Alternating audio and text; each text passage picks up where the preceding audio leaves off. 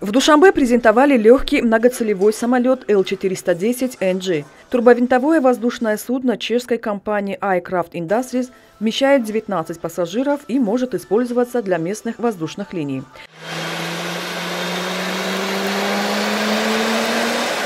Оценить самолет во время полета смогли представители правительства, руководители авиационных структур и журналисты.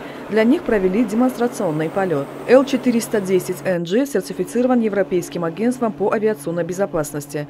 Модернизированный самолет имеет улучшенные летные параметры и эксплуатационные характеристики, предлагает передовые технологии, оснащен инновационной авионикой.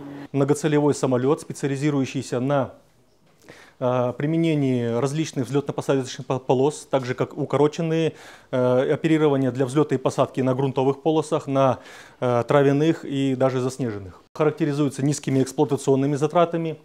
Ранее завод LED Aircraft Industries в Чехии посетила делегация авиакомпании Somon Air.